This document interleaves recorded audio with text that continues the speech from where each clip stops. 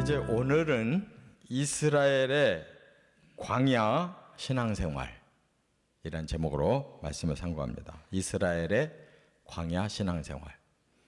이제 앞에서 행진해라 그래서 시내산에서 출발해가지고 바란 광야까지 갔다 그랬어요.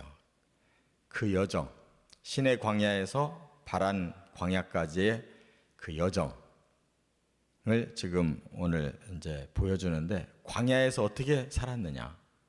그들은 단순한 삶이 아니고 한마디로 말하면 신앙생활한 거예요. 장소가 광야라고 하는 그 황량한 곳에서 하나님 모시고 신앙생활한 겁니다. 그러니까 왜 하나님 이렇게 하셨느냐? 훈련시키신 거예요. 가나안 땅에 들어가려면 그냥 들여보내가지고는 다 멸절당하고 아니면 다 그 사람들하고 그냥 섞여가지고 타락하니까 광야에서 신앙생활로 철저하게 훈련시켜서 가나안 땅 들여보내려고 하시는 거예요.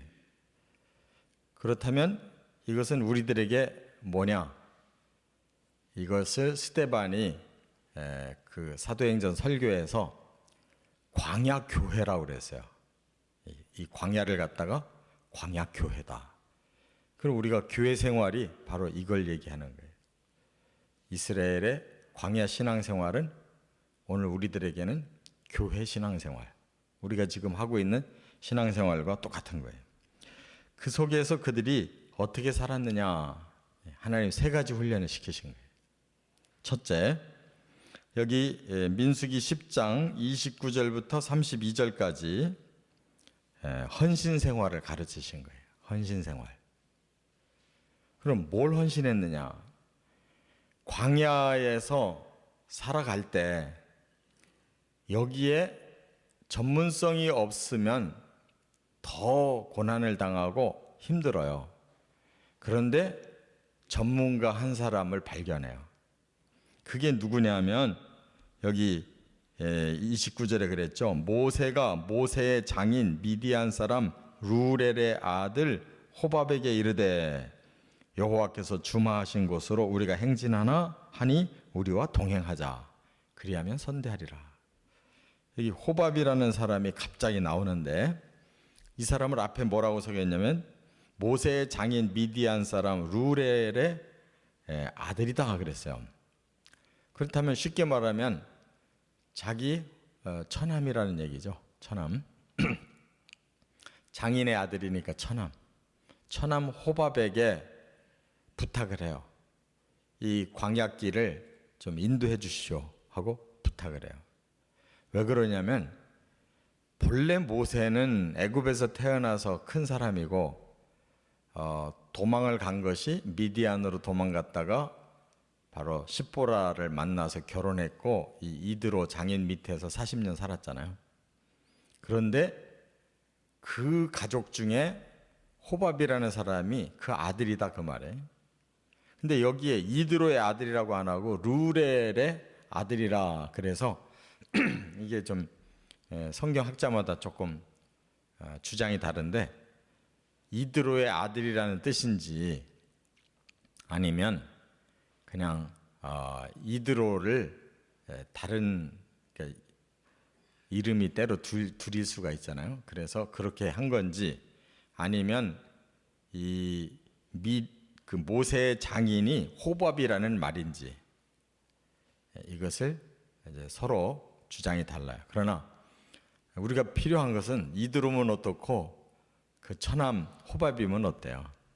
그게 문제가 아니라 여기에 꼭 헌신할 사람이 필요하다는 거예요. 이 공동체. 왜냐하면 그들은 아예 조상 대대로 이 광야에서 사는 사람들이에요. 그렇기 때문에 이들은 광야가 훤해서 이스라엘 백성들이 광야 생활을 어떻게 진행해 나갈지를 잘 안다는 거예요. 이러한 전문가가 없으면 더 고생하고 잘못하면 망하는 겁니다. 그 광야에서도 아말렉과 전쟁이 일어났었잖아요. 전에. 그와 같이 누군가가 이 하나님의 공동체를 위해서 헌신하는 사람이 있어야 돼요. 그래서 그것이 세상 지식이면서도 하나님의 그 공동체 신앙생활에 유익을 줄 수 있는 헌신 생활이 있다는 거예요. 이거는 영적인 지식은 아니잖아요. 영적인 인도는 지금 모세가 하고 있는데 이런 세상적인 지식이지만 그게 바로 영적 공동체에도 쓰임을 받는다. 오늘날에도 헌신은 꼭 몸바친 교역자들만 하는 게 아니에요. 모든 평신도들도 이 세상을 살아가면서 가지고 있는 전문성, 하나님을 위해서 얼마든지 헌신할 수가 있어요. 그래서 내가 벌어먹고 사는 데만 쓰는 기술이 아니라는 거, 하나님을 위해 봉사하고 헌신하고 하나님의 공동체를 유익하게 하는데도 그것이 쓰여져야 된다는 거예요. 그래서 때로는 아주 훌륭한 그런 전문가들이, 의사도 내가 사람들 병 고치고 돈 벌지만 그것이 전도하는 도구다. 그래서 그들을 고쳐주면서도 계속 기도해주고 복음을 간간히 전하면서 이렇게 환자들을 대하니까 많은 환자들이 예수를 잘 믿더라. 그분은 그 전문 기술이 헌신이에요. 그러니까 우리가 신앙생활 한다고 해서 교회만 와가지고 예배만 드리고 그게 다가 아니다. 우리의 삶 전체가 그 현장이 교회일 수가 있고 전도의 현장이 될 수가 있고 봉사의 현장 될 수 있고 우리가 남을 유익하게 해주는 선한 영향력을 끼치는 헌신의 현장이 될 수가 있다는 거. 이걸 꼭 깨달아야 됩니다. 두 번째,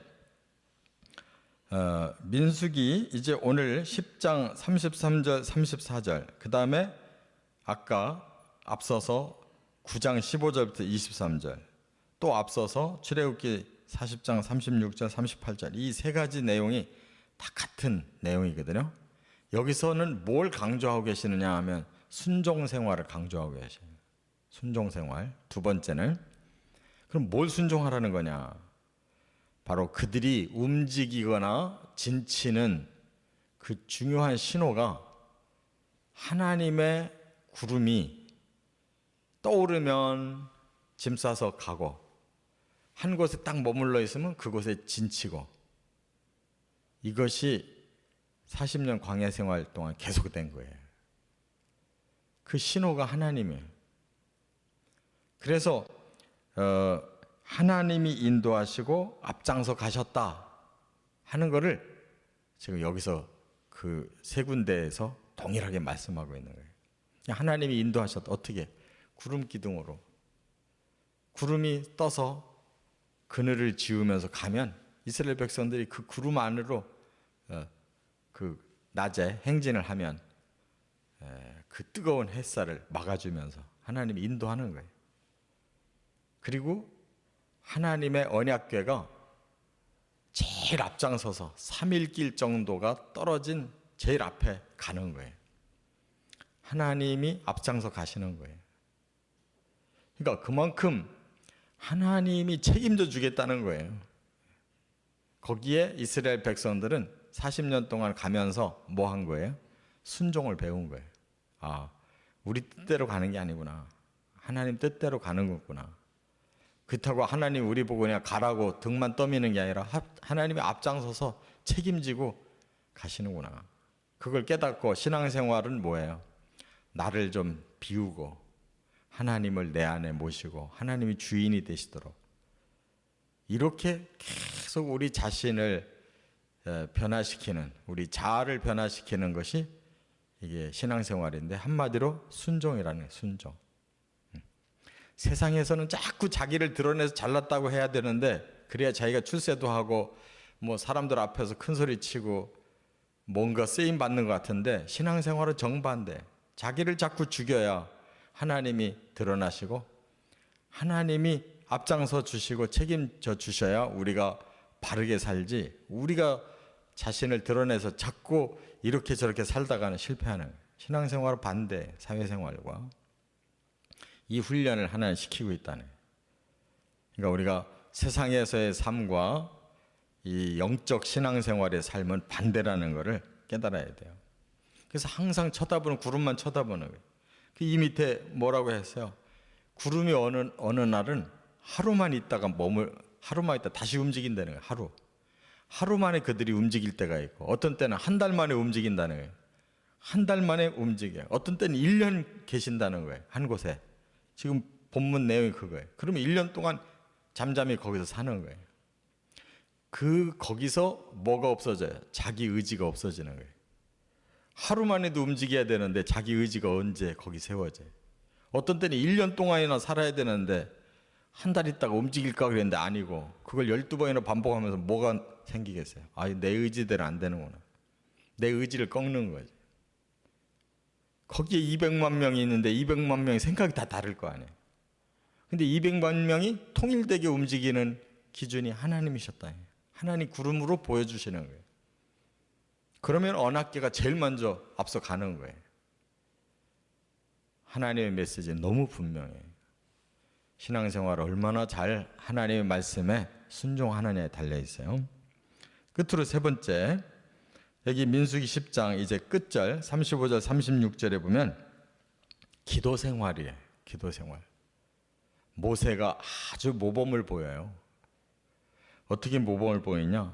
출발할 때 하나님 우리의 대적을 쳐서 승리케 해주십시오. 막연한 길을 출발하잖아요. 지금 어디로 갈는지도 모르는데 출발하라니까 출발을 해. 하나님께 기도하는 거예요. 맡기는 거예요. 하나님 우리의 원수가 만일 앞에 있다면 하나님이 도와서 그 대적을 치고 승리하게 해주십시오. 이렇게 기도를 하고 출발해요. 어느 곳에 딱 머물러 도착하게 되면 모세가 뭐라고 기도하냐면 하나님 우리에게 돌아오소서. 이제 우리 안에 함께 계시고 우리와 동행해 주십시오. 우리 안에 임재해 주십시오. 이렇게 기도하는 거예요. 얼마나 기도가 철저해. 이것이 신앙생활이에요. 기도생활. 매사를 하나님께 의탁하고 매사를 하나님이 우리와 함께 동행해 달라고 모세가 그렇게 기도하고 있어요. 그러니까 모세만의 기도가 아니잖아요. 모세는 책임자이기 때문에 더 지금 철저하게 기도하고 있는 거고. 우리가 이렇게 새벽에 나와서 기도하는 사람들이 시시한 사람들이 아니라 영적으로 제일 선봉장들이에요. 하나님 앞에 기도하고 출발하고 하나님 앞에 기도하고 도착하는 모세와 똑같은 사람들이에요. 우리가 기도하는 사람들이 제일 하나님하고 가깝고 기도하는 사람들이 제일 하나님의 뜻을 잘 알고 기도하는 사람들이 제일 선봉에 선 사람들이에요. 이 기도 사역이 얼마나 중요한 건지 몰라요. 그냥 무턱대고 하는 게 아니라 바로 하나님과의 영적 교신이 제일 활발한 사람들, 그 사람들이 이 영적인 세계를 움직여가는 거예요. 교회를 움직여가는 거예요. 사탄을 막고 하나님이 여기에 계셔서 역사하시도록 바로 기도로 이게 열려야 되는 거예요. 믿으시기 바랍니다. 우리가 기도의 사명이라는 것은 나 개인이 뭔가 복잡한 일이 있고 힘들어서 하나님 앞에 매달리는 것만이 기도가 아니에요. 이런 영적인 지도력을 가지고 하나님의 뜻을 제일 먼저 알고 따라가면서 하나님과 함께 동행해가는 삶이 기도하는 생활이라는 거예요. 그래서 오늘 본문에 이 광야 신앙생활, 우리 교회 신앙생활 세 가지 원리에 바로 하나님 앞에 헌신하는 거, 순종하는 거, 기도하는 거, 이걸 힘써 승리에 가시기를 주의 이름으로 축원합니다.